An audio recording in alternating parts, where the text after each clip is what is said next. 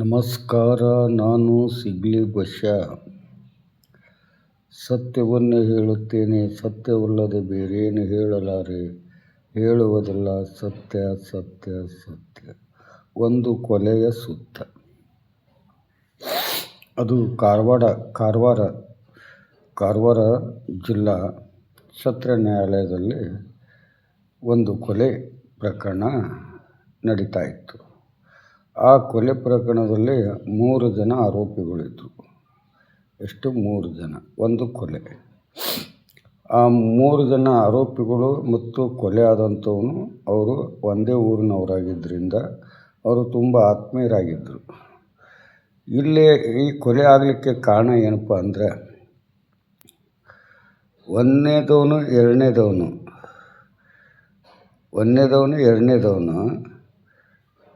ನಾಲ್ಕನೇದವನ್ನ ಕೊಲ್ಲಬೇಕು, ಅದಕ್ಕೆ ಮೂರನೇದವನು ಸಪೋರ್ಟ್ ತೊಗೋಬೇಕು ಅಂತ ಹೇಳಿ ಇವರೊಂದು ಸ್ಕೆಚ್ ಹಾಕ್ತಾರೆ. 2 ಮಂದಿ, ಒಂದನೇ ಆರೋಪಿ ಎರಡನೇ ಆರೋಪಿ ಸ್ಕೆಚ್ ಹಾಕ್ತಾರೆ. ಯಾಕೆ ನಾಲ್ಕನೇ ಆರೋಪಿನ ಕೊಲೆ ಮಾಡಬೇಕು ಅನ್ನೋದು ಈ 2 ಮಂದಿ ಆರೋಪಿಗಳ ಉದ್ದೇಶ ಏನಪ್ಪ ಅಂದರೆ, ಒಂದನೇ ಆರೋಪಿ ಹೆಂಡತಿನ ನಾಲ್ಕನೇದವನು ಸತ್ತಂದು ಕೊಲೆ ಆದವನು ಅನೈತಿಕ ಸಂಬಂಧ ಇಟ್ಕೊಂಡಿರ್ತಾನೆ. ಇದು ಒಂದನೇ ಆರೋಪಿ ಎರಡನೇ ಆರೋಪಿಗೆ ಗೊತ್ತಿರ್ತೈತಿ. ಇವನು ಹೆಂಗಾರ ಮಾಡಿ ಕೊಲೆ ಮಾಡಬೇಕು, ಆದರೆ ನಮ್ಮ ಊರಾಗ ಮಾಡಬಾರ್ದು, ಇವನು ಎಲ್ಲರ ತೊಗೊಂಡೋಗಿ ಕೊಲೆ ಮಾಡಬೇಕು ಅಂತಂದು ಒಂದು ಸ್ಕೆಚ್ ಹಾಕ್ತಾರೆ. ಯಾರು? ಒಂದನೇ ಆರೋಪಿ ಎರಡನೇ ಆರೋಪಿ ಸ್ಕೆಚ್ ಹಾಕೋಂಥ ಸಂದರ್ಭದಲ್ಲಿ ಆದರೆ ಅಲ್ಲಿ ಸ್ಕೆಚ್ ಏನಂತ ಹಾಕಿದ್ರು, ಮೂರನೇ ಆರೋಪಿಯಲ್ಲಿ ಒಬ್ಬ ಹುಟ್ಕೊತಾನೆ. ಆ ಮೂರನೇ ಆರೋಪಿ ಮತ್ತು ಕೊಲೆ ಆದಂಥವನು ವ್ಯವಹಾರದಲ್ಲಿ ಸ್ವಲ್ಪ ದುಡ್ಡಿನ ವ್ಯವಹಾರದಲ್ಲಿ ಜಗಳ ಆಗಿರ್ತೈತಿ. ಜಗಳ ಆಗಿ ಅದು ಒಂದು ಪಂಚಾಯತಿನ ಆಗಿರ್ತೈತಿ. ಪಂಚಾಯತಿ ಒಳಗೆ 8 ದಿನಕ್ಕೆ ಆ ಸತ್ತಂಥವನಿಗೆ ದುಡ್ಡು ಕೊಡಬೇಕು ಅಂತಂದು ಮೂರನೇ ಆರೋಪಿಗೆ ಆದೇಶ ಮಾಡ್ತಾರೆ ದೈವದವರು. ಆವಾಗ ಆ ಪ್ರಕಾರ ಇದ್ದಾಗ ಈ ಒಂದನೇ ಆರೋಪಿ ಎರಡನೇ ಆರೋಪಿ ಈ ವಿಚಾರ ತಿಳ್ಕೊತಾರೆ. ಮೂರನೇದು ಆರೋಪಿ ಕೊಲೆ ಆದಂಥವನಿಗೆ ದುಡ್ಡು ಕೊಡಬೇಕು, ಅವನು ದುಡ್ಡು ಕೊಡಬೇಕಾಗೈತಿ. ಆ ದುಡ್ಡನ್ನು ಒಂದನೇ ಆರೋಪಿ ಎರಡನೇ ಆರೋಪಿ ಮೂರನೇದವನಂತಲ್ಲಿ ಬಂದು ಹೇಳ್ತಾರೆ, ಯಾಕೆ ನಾಲ್ಕನೇದವನು ನಿನಗೆ ಪಂಚಾಯತಿಗೆ ಆಯ್ತು, ಹಿಂಗೆ ಅವ್ನಿಗೊಂದು 20,000 ರೂಪಾಯಿ ಕೊಡಬೇಕಾಗಿತ್ತು, ಜಗಳ ಮಾಡ್ದ, ಪಂಚಾಯತಿ ನಡೆಸಿದ, 8 ದಿನದೊಳಗೆ ದುಡ್ಡು ಕೊಡ್ಬೇಕು ನಾನು ಅವನಿಗೆ ಅಂತ ಮಾತಾಗೈತಪ್ಪ ಅಂತ ಹೇಳಿದ. ಯಾರಿಗೆ? ಒಂದನೇ ಆರೋಪಿ ಎರಡನೇ ಆರೋಪಿಗೆ ಮೂರನೇ ಆರೋಪಿ ಹೇಳಿದ. ಹಂಗಾರೆ ದುಡ್ಡು ಐತೇನೆ ಅಂತಲೇ? ಇಲ್ಲ ನನ್ನಂತಲ್ಲಿ. ಹಂಗಾರೆ ಆ ದುಡ್ಡು ನಾ ಕೊಡ್ತೀನಿ, ಅವ್ನಿಗೆ ಹೇಳಕ್ಕೆ ಹೋಗ್ಬೇಡ ನಾವು ಕೊಟ್ಟೇವೆ ಅಂತಂದು ಹೇಳಕ್ಕೆ ಹೋಗ್ಬೇಡ, ಇಂಥ ಜಾಗಕ್ಕೆ ಅವ್ನು ಕರ್ಕೊಂಬ, ನಾನು ಅಲ್ಲಿ ರೊಕ್ಕ ಇಸ್ಕೊಂಡು ಬರ್ತೀನಿ, ಅಲ್ಲೇ ಕೊಡ್ತೀನಿ ಅಂತ ಹೇಳ್ತಾನೆ. ಆವಾಗ ಸತ್ತಂಥ ಮೂರನೇ ಆರೋಪಿದು ಎರಡನೇ ಆರೋಪಿದು ಹೆಂಡತಿ ಊರು ಒಂದು ಊರು ಇರ್ತೈತಿ. ಆವಾಗ ಎರಡನೇ ಆರೋಪಿದು ಆವಾಗ ಅಂಥ ಊರಿಗೆ ಕರ್ಕೊಂಬ, ನಾನು ಅಲ್ಲಿ ಇಷ್ಟು ಕೊಡ್ತೀನಿ ಅಂತಂದು ಹೇಳ್ತಾನೆ. ಇವನು ಏನು ಮಾಡ್ಬಿಡ್ತಾನೆ, ಮೂರನೇ ಆರೋಪಿ ಕೊಲೆ ಆಗಂಥವನಿಗೆ ಮನೆಗೆ ಹೋಗ್ತಾನೆ. ಮನೆಗೆ ಹೋಗಿ, ನೋಡಪ್ಪ ನಾನು ನಿನಗೆ ದುಡ್ಡು ಕೊಡಬೇಕಾಗಿತ್ತು, ಮತ್ತು ಇಂಥ ಜಾಗಕ್ಕೆ ಬಾ, ಅಲ್ಲಿ ದುಡ್ಡು ಇಸ್ಕೊಂಡು ಕೊಡ್ತೀನಿ ಅಂತ ಹೇಳ್ತಾನೆ. ಆವಾಗ ಅವನು ಕೊಲೆ ಆದಂಥವನು ಹೆಂಡತಿಗೆ ಹೇಳ್ತಾನೆ, ಮತ್ತು ಇವನು ದುಡ್ಡು ಕೊಡ್ತೀನಿ ಅಂದಾನ, ಇವನು ಮೂರನೇ ಆರೋಪಿ ದುಡ್ಡು ಕೊಡ್ತೀನಿ ಅಂದಾನ, ಇವನಂತಲ್ಲಿ ಹೋಗಿ ಇಸ್ಕೊಂಬರ್ತೀನಿ.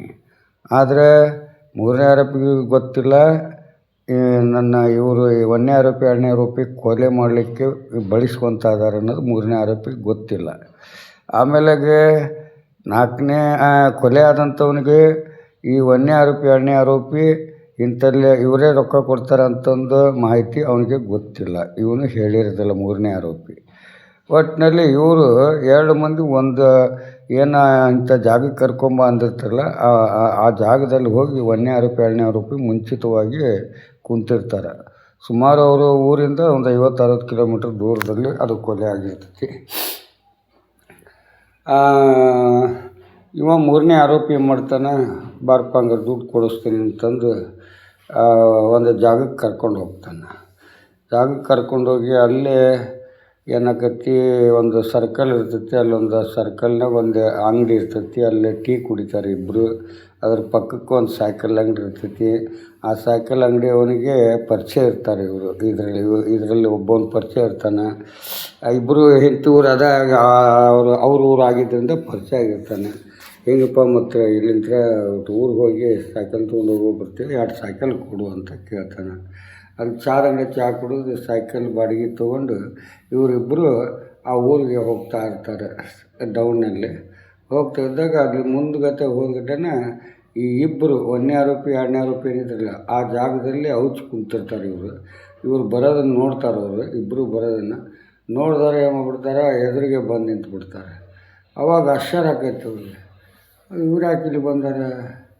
ಇವ್ನಿಗೂ 3ನೇ ಆರೋಪಿಗೆ ಗೊತ್ತಾಗಿರ್ತೈತಿ, ಇವರೇ ರೊಕ್ಕ ಕೊಡ್ತೀನಿ ಅಂದಿರ್ತಾರಲ್ಲ, ಮತ್ತೇನು ಇಲ್ಲಿ ಬಂದುಬಿಟ್ರಿಲ್ಲ ಅಂತಂದು ಅವನು ಕೇಳ್ತಾನೆ. ಅವಾಗ 4ನೇ ಆರೋಪಿ ಏನಪ್ಪ ಈ ಕಡೆ ಅಂತ ಕೇಳ್ತಾನೆ. 4ನೇದವನು ಕೊಲೆ ಆಗಿದವನು. ಅವಾಗ ಏನು ಮಾಡ್ತಾರೆ, 1ನೇ ಆರೋಪಿ 2ನೇ ಆರೋಪಿ 4ನೇದವನ್ನ ಕೊಲೆ ಮಾಡಿಬಿಡ್ತಾರೆ.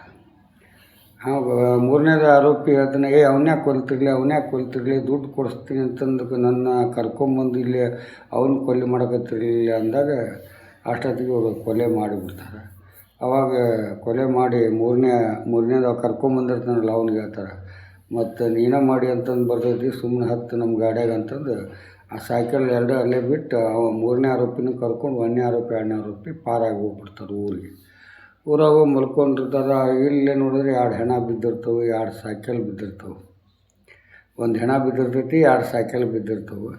ಊರನ್ನು ರೋಡ್ನಾಗ ಅಡ್ಡಾಡಿದ್ರೆ ನೋಡಿ ಇಲ್ಲಿ ಹಿಂಗಾಗೈತೆ ಅವ್ರು ಕೂಡಿ ಇವ್ರು ಕೂಡು ಅಂತ ಊರ ಜನ ಸೇರಿದ್ರು. 2 ಸೈಕಲ್ ನೋಡಿದ್ರೆ ಆ ಕ್ರಾಸ್ನಾಗ ಅಂಗಡಿ ಇತ್ತು, ಅಂಗಡಿಯಾಗ ಬಾಡಿಗೆ ತಂದಾರ. ಆ ಬಾಡಿಗೆ ತಂದಂಥವ್ರು ಯಾರು ಏನಂತಂದು ಆ ಸೈಕಲ್ ಬಾಡಿಗೆ ಅಂತೇಳಿ ಅಡ್ರೆಸ್ ಏನು ಕೊಡೋದಿಲ್ಲ, ಅಡ್ರೆಸ್ ತೊಗೊತಾರೆ ಪೊಲೀಸರು. ಆ ಬೆಳಗಿನ ಜಾವ ಹೋಗಿ ಅವ್ರ ಊರಿಗೆ ಹೋಗಿ ಏನು ಅಡ್ರೆಸ್ 2 ಮಂದಿ ಸೈಕಲ್ ತೊಗೊಂಡಿರ್ತಾರಲ್ಲ, ಕೊಲೆ ಆದವನು ಮತ್ತು 3ನೇ ಆರೋಪಿ ಕರ್ಕೊಂಬಂದಿರ್ತಾನೆ, ರೊಕ್ಕ ಕೊಡ್ತೀನಿ ಬಾ ಅಂತ ಕರ್ಕೊಂಬಂದಿರ್ತಾನಲ್ಲ, ಅವನದು ಅಲ್ಲಿ ಹೆಸರು ಇರ್ತೈತಿ. ಆ ಹೆಸರು ಪ್ರಕಾರ ಹೋಗ್ತಾರೆ. ಇಲ್ಲೊಬ್ಬವನ್ನ ಸತ್ತಿರ್ತಾನೆ, ಅವನು ಓಡಿ ಹೋಗಿರ್ತಾನೆ, ಅವನೇ ಕೊಲೆ ಮಾಡಿ ಹೋಗ್ಯಾನ ಅನ್ನಂಗೆ ಅವನ್ನ ಅರೆಸ್ಟ್ ಮಾಡ್ತಾರೆ ಫಸ್ಟು. ಆಮೇಲೆ ಅವನು ಹೊಡೆದಕ್ಕೆ ಕೇಳಿಗಟ್ಲೆನ ಈ 1ನೇ ಆರೋಪಿ 2ನೇ ಆರೋಪಿ ಹೆಸರು ಹೇಳ್ತಾನೆ. ಅವಾಗ ಇವ್ರು ಏನು ಮಾಡ್ತಾರೆ ಪೊಲೀಸ್ನವರು, 1ನೇ ಆರೋಪಿ 2ನೇ ಆರೋಪಿ 3ನೇ ಆರೋಪಿ ಅಂತ 3 ಜನಕ್ಕೂ ಕೊಲೆ ಕೇಸ್ ಹಾಕಿ ಜೈಲಿಗೆ ಕಳಿಸ್ಬಿಡ್ತಾರೆ. ಅವಾಗ ಇಲ್ಲಿ ಏನಾಗತ್ತೆ ಅಂದರೆ ಅಲ್ಲಿ ಪ್ರತ್ಯಕ್ಷ ಸಾಕ್ಷಿಗಳೇ ಇರೋದಿಲ್ಲ. ಪ್ರತ್ಯಕ್ಷ ಸಾಕ್ಷಿಗಳು ಯಾರ ಮೇಲೆ ಇರ್ತಾವಪ್ಪ ಅಂದ್ರೆ 1ನೇ ಆರೋಪಿ 2ನೇ ಆರೋಪಿ ಮೇಲೆ ಕೊಲೆ ಮಾಡಿದ್ದು ನೋಡಿದವ್ರು ಯಾರಂದ್ರೆ 3ನೇ ಆರೋಪಿನ ನೋಡಿರ್ತಾನೆ. ಆದರೆ 3ನೇ ಆರೋಪಿನ ಪೊಲೀಸ್ನವ್ರು ಆರೋಪಿ ಮಾಡಿಬಿಟ್ಟಿರ್ತಾರೆ. ಅವಾಗ ಏನಾಗ್ಬಿಡ್ತೈತೆ, ಅಲ್ಲೇ ಕೊಲೆ ಮಾಡಿದ್ದು ಯಾರು ಅನ್ನೋದು ಗೊತ್ತಾಗಂಗಿಲ್ಲ. ಹಾಗಾಗಿ ಅವ್ನು 3ನೇ ಆರೋಪಿ ಮಾಡಿರ್ತಾರೆ. ಅವಾಗ ಏನಾಗ್ಬಿಡ್ತೈತಿ, ಇದು ಚಾರ್ಜ್ ಶೀಟ್ ನಾನು ಕಾರವಾರ ಜೈಲಿಗೆ ಹೋಗಿರ್ತೀನಿ. ಆ ಕೇಸ್ನಲ್ಲಿ ಇದ್ದಂಥವ್ರು 1ನೇ ಆರೋಪಿ 2ನೇ ಆರೋಪಿ ಅವರು ಕೇಸ್ ಫೈಲು ಚಾರ್ಜ್ ಶೀಟ್ ನನ್ನ ಕೈಯಾಗ ತಂದು ಕೊಟ್ಟರು. ಅಣ್ಣ ಇದರಲ್ಲಿ ಏನೈತಿ ನೋಡೋಣ, ನಮ್ಗೆ ಗೊತ್ತಾಗಲ್ದು, ಲಾಯರು ನಮಗೆ ಬಾಯಿ ಬಿಟ್ಟು ಹೇಳವಲ್ರು, ಸುಮಾರು 1.5 ವರ್ಷ ಆಯ್ತು ಜೈಲಿನಾಗಿದ್ದು, ಮುಂದಿನ ತಿಂಗಳ ಸಾಕ್ಷಿ ನಡಿತವಣ್ಣ ಅಂತ ಹೇಳಿದಾಗ ನಾನು ಆ ಚಾರ್ಜ್ ಶೀಟ್ ತೊಗೊಂಡು ಸ್ಟಡಿ ಮಾಡಿದೆ. ಅವ್ರ ಕಥೆನ ತಿಳ್ಕೊಂಡೆ. ನೀವು ಹೆಂಗೆ ಸೃಷ್ಟಿ ಆದ್ರಿ 4 ಜನ, ಅವನೇನು ಸತ್ತಂಥವ್ನು ಏನಾಗಬೇಕು, 1ನೇ ಆರೋಪಿ 2ನೇ ಆರೋಪಿ ಏನಾಗಬೇಕು, 3ನೇ ಆರೋಪಿ ಏನಾಗಬೇಕು, ಹಿಂಗೆಲ್ಲ ಅವ್ರ ಕಥೆ ಎಲ್ಲ ತಿಳ್ಕೊಂಡೆ. ಯಾವ ರೀತಿ ಆಗ್ತದೆ ಕೊಲೆ, ಹೆಂಗೆ ಆತಂದಾಗ ಅವಾಗ ಇದು ನೋಡಿದರೆ 1ನೇ ಆರೋಪಿ 2ನೇ ಆರೋಪಿ ಕೊಲೆ ಮಾಡಿದ್ದು ಅವರು ಒಪ್ಪಿಕೊಂಡ್ರು ನನ್ನ ಹತ್ರ. ಆದರೆ 3ನೇ ಆರೋಪಿ ತಪ್ಪ ಮಾಡಿಲ್ಲವ. ಯಾಕಂದರೆ ಕೊಲೆ ಆದಂಥವನ್ನ ಕರ್ಕೊಂಬ ಅಂದವ್ರು ಯಾರು, ಇವು 3ನೇ ಆರೋಪಿಯಿಂದ 1ನೇ ಆರೋಪಿ 2ನೇ ಆರೋಪಿ. ಆದರೆ ಇವನು ಕೊಲ್ತೀವಿ ಅಂತ 3ನೇ ಆರೋಪಿಗೆ 1ನೇ ಆರೋಪಿ 2ನೇ ಆರೋಪಿ ತೋರಿಸಿ ಹೇಳಿರೋದಿಲ್ಲ. ಸುಮ್ಮನೆ ಕರ್ಕೊಂಬ ಅಂತಂದು ಹೇಳ್ತಾರೆ. ಇವರು ಕೊಲೆ ಮಾಡ್ಬೇಕು ಅನ್ನೋದಕ್ಕೆ ಇವನು ಬಳಕೆ ಮಾಡಿಕೊಂಡು ಅವನು ಕರೆಸಿ ಅವನು ಕೊಲೆ ಮಾಡಿರ್ತಾರೆ. ಅದರಲ್ಲಿ ಈ 3ನೇ ಆರೋಪಿ ಪ್ರತ್ಯಕ್ಷ ಸಾಕ್ಷಿದಾರ ಆಗಬೇಕಾಗಿತ್ತು. ಆದರೆ ಇಲ್ಲಿ ಪೊಲೀಸ್ನವ್ರು ಅವನು ಕೊಲೆಗಾರನ ಮಾಡಿಬಿಡ್ತಾರೆ, ಆರೋಪಿ ಮಾಡಿಬಿಡ್ತಾರೆ. ಅವಾಗ ಏನಾಗತ್ತೆ, ನಾನು ಆ ಚಾರ್ಜ್ ಶೀಟ್ ಓದಿದಾಗ ನಾ ಹೇಳ್ತೀನಿ, 1ನೇ ಆರೋಪಿ 2ನೇ ಆರೋಪಿ ಮೇಲೆ ಯಾವ ಸಾಕ್ಷಿ ಪುರಾವೆಗಳಿಲ್ಲಪ್ಪ. ನೀವು ಕೊಲೆ ಮಾಡಿದ್ದನ್ನು ಯಾರು ನೋಡೇ ಇಲ್ಲ, ಮತ್ತು ನೀವು ಇಬ್ಬರು ರಿಲೀಸ್ ಹಾಕಿರಿ ಅಂತ ಹೇಳಿದರು. ಮತ್ತು 3ನೇ ಆರೋಪಿ ಅಂತ ಕೇಳಿದ್ರು. ನೋಡಪ್ಪ, 3ನೇ ಆರೋಪಿಗೆ 3 ಮಂದಿ ಪ್ರತ್ಯಕ್ಷ ಸಾಕ್ಷಿಗಳು ಅದಾರೆ. ಎಲ್ಲೆಲ್ಲಿ ಅದಾರಣ್ಣ ಅವರು? ಮೊದಲನೇ ಪ್ರತ್ಯಕ್ಷ ಸಾಕ್ಷಿ ಇವನೇನು ಕೊಲೆ ಕೊಲೆ ಆದಂಥವ್ನ ಮನೆಗೆ ಹೋಗಿ ಬಾರಪ್ಪ ನಾ ದುಡ್ಡು ಕೊಡ್ಬೇಕು ನಿನಗೆ ಇಂಥ ಊರಾಗ ಕರ್ಕೊಂಡು ಹೋಗ್ತೇನೆ ಅಲ್ಲಿ ದುಡ್ಡು ಇಸ್ಕೊಂಡು ನೀನು ಕೊಟ್ಟು ಕಳಿಸ್ತೀನಿ ಅಂತಂದು ಹೇಳಿದಾಗ ಅಲ್ಲಿ ಅವನ ಹೆಂಡತಿ ಎದುರಿಗೆ ಸಾಯಂಥವ್ನು ಕೊಲೆ ಆದಂಥವ್ನು ಅವನ ಹೆಂಡ್ತಿಗೆ ಹೇಳ್ತಾನೆ ಇಂಥ ಊರು ಹೊಂಟೇವೆ ನಾವು ದುಡ್ಡು ಕೊಡ್ತೀನಿ ಅಂತಂದು ಹೇಳ್ಯಾನ ಇವನ ಜೊತೆಲಿ ಹೊಂಟೇನೆ ಅಂತ ಹೇಳ್ತಾನೆ. ಅದು ಒಂದು ಪ್ರತ್ಯಕ್ಷ ಸಾಕ್ಷಿ ಆಕೈತಿ. ಕೊಲೆ ಆದ ಅವನ ಹೆಂಡ್ತಿ ಪ್ರತ್ಯಕ್ಷ ಸಾಕ್ಷಿ ಹಾಕಲ್ಲ. ಆಮೇಲೆ ಇವರಿಬ್ಬರು ಒಂದು ಜಾಗಕ್ಕೆ ಹೋಗಿ ಅಲ್ಲಿ ಹೋಟೆಲ್ನಾಗ ಚಹಾ ಕುಡ್ದಿರ್ತಾರೆ. ಅಲ್ಲಿ ಚಾದ ಅಂಗಡಿಯವನಿಗೆ ಪರಿಚಯ ಇರ್ತಾರೆ. ಆಮೇಲೆ ಸೈಕಲ್ನಾಗ ಬಾಡಿಗೆ ತೊಗೊಂಡಿರ್ತಾರೆ. ಬಾಡಿಗೆ ತೊಗೊಳ್ಳೋ ಮುಂದೆ ಹೆಸರು ಅಡ್ರೆಸ್ ಎಲ್ಲ ಬರೆದು ಕೊಟ್ಟಿರ್ತಾರೆ. ಅವರಿಬ್ಬರು ಪ್ರತ್ಯಕ್ಷ ಸಾಕ್ಷಿಗಳಾಗ್ತಾರೆ. ಯಾರ ಮೇಲೆ ಮೂರನೇ ಆರೋಪಿ ಮೇಲೆ ಆಗಿಬಿಡ್ತಾರೆ. ಇವನ ರೀ ನಮ್ಮ ಹತ್ರ 2 ಸೈಕಲ್ ತೊಗೊಂಡೋದ್ರು, ಸತ್ತವನು ಇವನು ತೊಗೊಂಡೋದ್ರು. ಆದ್ರೆ ಅಲ್ಲಿ 2 ಸೈಕಲ್ ಬಿದ್ದಿದ್ವು, ಒಂದು ಹೆಣ ಬಿದ್ದಿತ್ತು, ಇವನ ಕೊಲೆ ಮಾಡಿ ಹೋಗ್ಯಾನ ಅನ್ನಂಗೆ ಅವ್ರ ಸಾಕ್ಷಿಯಲ್ಲಿ ನಮೂದಾಗಿಬಿಟ್ಟೈತಿ. ಇದು ನೋಡಿದಾಗ ನಾನು ಏನು ಮಾಡಿದೆ, 1ನೇ ಆರೋಪಿ 2ನೇ ಆರೋಪಿ ಬಿಡುಗಡೆ ಹಾಕಾರಪ್ಪ, 3ನೇ ಆರೋಪಿಗೆ ಜೀವಾವಧಿ ಶಿಕ್ಷೆ ಆದರೂ ಆಗ್ಬೋದು ಅಂತ ನಾ ಇಷ್ಟು ಹೇಳಿದೆ.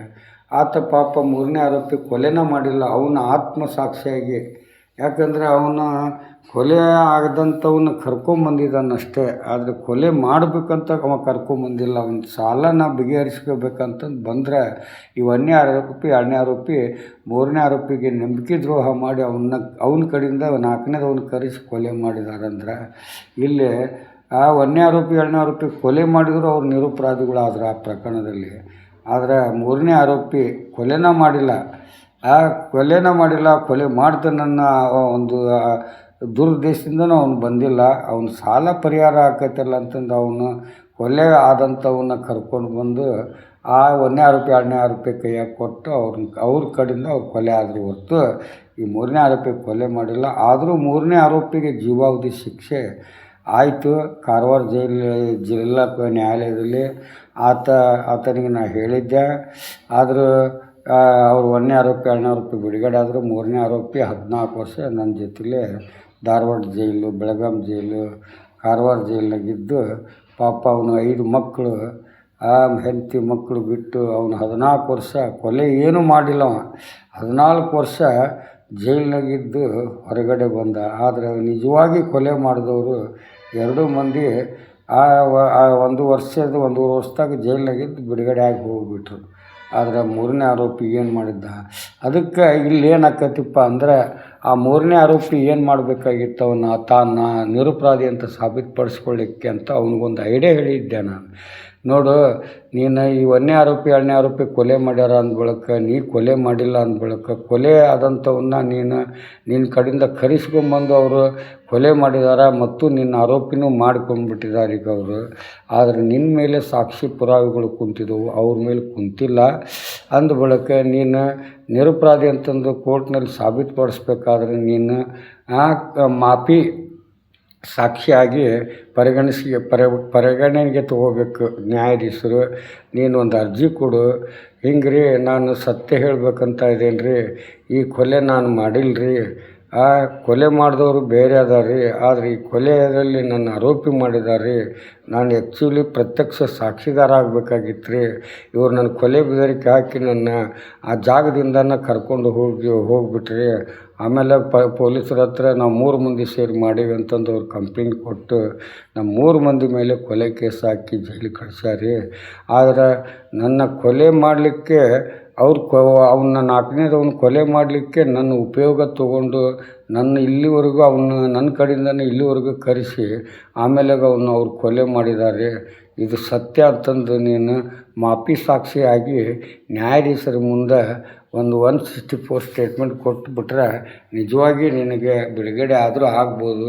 ಅವ್ರಿಗೆ ಮತ್ತೆ ಈ ಕೇಸ್ ಚಾರ್ಜ್ ಶೀಟ್, ಯಾಕಂದರೆ ತನಿಖೆ ಮಾಡಿದವನು ಸರಿಯಾಗಿಲ್ಲ, ಕಥೆನೂ ಸರಿಯಾಗಿ ಬರೆದಿಲ್ಲ ಅಂದ್ಬಳಕ ಇವತ್ತು ಅಪರಾಧಿಗಳು ಬಿಡುಗಡೆ ಆಗಿ ನಿರಪರಾಧಿಗೆ ಶಿಕ್ಷೆ ಆಗೈತೆ ಅಂದ್ಬಳಕ ಇಂಥ ಪ್ರಕರಣಗಳು ಎಷ್ಟು ನ್ಯಾಯಾಲಯದಲ್ಲಿ ಎಷ್ಟು ಪ್ರಕರಣಗಳು ಅನ್ಯಾಯದ ಶಿಕ್ಷೆ ಅನುಭವಿಸಿ ಬರ್ತಾಯಿದ್ದಾರೆ ಅನ್ನೋದಕ್ಕೆ ಈ ಸಿಗ್ಲಿ ಬಸ್ಸಿನಂತಲೇ ಬೇಕಾದಷ್ಟು ದಾಖಲಾತಿಗಳಿದಾವೆ. ಎಷ್ಟು ಕೊಲೆಗಳು ಮುಚ್ಚೋಗಿದ್ದವು, ಎಷ್ಟು ಅತ್ಯಾಚಾರಗಳು ಮುಚ್ಚೋಗಿದ್ದವು. ಇವತ್ತು ದೇಶದಲ್ಲಿ ಪೋಸ್ಕೋ ಅಡಿಯಲ್ಲಿ ಇವತ್ತು ಯುವಕರ ಜೈಲಿನಲ್ಲಿ ಸಾಯ್ತಾ ಇದ್ದಾರೆ. ಇಂಥ ಒಂದು ದರಿದ್ರ ವ್ಯವಸ್ಥೆಗಳು ನಾಶ ಆಗಬೇಕಾದ್ರೆ ನಾವೆಲ್ಲರೂ ಎಚ್ಚೆತ್ಕೋಬೇಕು. ಈ ದೇಶ ಕಟ್ಟಬೇಕು, ರಾಜ್ಯ ಕಟ್ಟಬೇಕು, ಭಾಷೆ ಉಳಿಸ್ಬೇಕು, ಪ್ರತಿಯೊಬ್ಬರು ಅನ್ಯೋನ್ಯವಾಗಿ ಬದುಕಬೇಕು. ದೇಶ ನಮ್ಮೆಲ್ಲರ ದೇಶ ಅನ್ನಬೇಕು, ನಾವೆಲ್ಲರೂ ಕನ್ನಡಿಗರು ಅಂತ ಹೇಳಬೇಕು. ಇಂಥ ಒಂದು ವಾತಾವರಣ ತರಬೇಕಾದ್ರೆ ನಮ್ಮೊಳಗೆ ನಾವು ತಿಳ್ಕೊಂಡು ನಾವು ಪರಿವರ್ತನೆ ಆಗಿ ಜನರನ್ನು ಪರಿವರ್ತನೆಯ ಜಗದ ನಿಯಮದ ದಾರಿಗೆ ತರಬೇಕು. ಶಿಕ್ಷೆಯಿಂದ ಶಿಕ್ಷೆ ಕೊಡಬಾರ್ದು, ಶಿಕ್ಷೆಯಿಂದ ಶಿಕ್ಷಣ ಕೊಡಬೇಕು ಅನ್ನೋದು ನನ್ನ ಉದ್ದೇಶ. ತಪ್ಪಿದ್ರೆ ಕ್ಷಮಿಸಿ. ಇಂಥ ಪ್ರಕರಣ ಆದಾಗ ಏನು ನಿರಪರಾಧಿ ಅನ್ನೋನು ಇರ್ತಾನಲ್ಲ, ಅವನು ಮಾಪಿ ಸಾಕ್ಷಿಗೆ ಒಳಪಟ್ಟು ಸತ್ಯ ಹೇಳಿದ್ರೆ ಅವನಿಗೊಂದು ನ್ಯಾಯನೂ ಸಿಗ್ತೈತಿ. ಅಂದ ಬಳಿಕ ಈಗ ದರ್ಶನ್ ಅವ್ರ ಕೇಸ್ನಲ್ಲಿ ಏನು 3 ಮಂದಿ ಅರ್ಜಿ ಕೊಟ್ಟು ನಾವು ಮಾಪಿ ಸಾಕ್ಷಿಗಾರ ಆಗ್ತೀವಿ ಅಂತ ಹೇಳಿಕೆ ಕೊಟ್ಟಿದ್ದಾರಲ್ಲ, ಇದು ಬಹಳ ದೂರದ ವ್ಯವಸ್ಥೆ ಆಗ್ಬೋದು. ಯಾಕಂದ್ರೆ ಇವರು ಮುಂಚೆನೇ ಅದನ್ನು ಒಪ್ಪಿಕೋಬೇಕು, ನ್ಯಾಯಾಲಯಕ್ಕೆ ಒಂದು ಅರ್ಜಿ ಕೊಡಬೇಕು. ಇದರಲ್ಲಿ ನಮ್ಮನ್ನ ಅನ್ಯಾಯವಾಗಿ ಎಳ್ಕೊಂಬಂದು ಶಿಕ್ಷಿದ್ದಾರೆ, ಯಾವ ಕಾರಣಕ್ಕೆ ಇದು ಕೊಲೆ ಆಯ್ತು, ಕೊಲೆ ಮಾಡಿದವ್ರು ಯಾರು ಅನ್ನೋದ್ರ ಬಗ್ಗೆ ವಿವರವಾಗಿ ಅವ್ರು ತಿಳಿಸ್ಬೇಕಂದ್ರೆ ಆರೋಪಿಗಳಿಂದನೇ ಆರೋಪಿಗಳ ವಿರುದ್ಧ ಸಾಕ್ಷಿ ಹೇಳಿಕೆ ಪಡ್ಕೋಬೇಕಂದ್ರೆ ಮಾಪಿ ಸಾಕ್ಷಿಗೆ ಒಂದು ಅರ್ಥ ಐತಿ.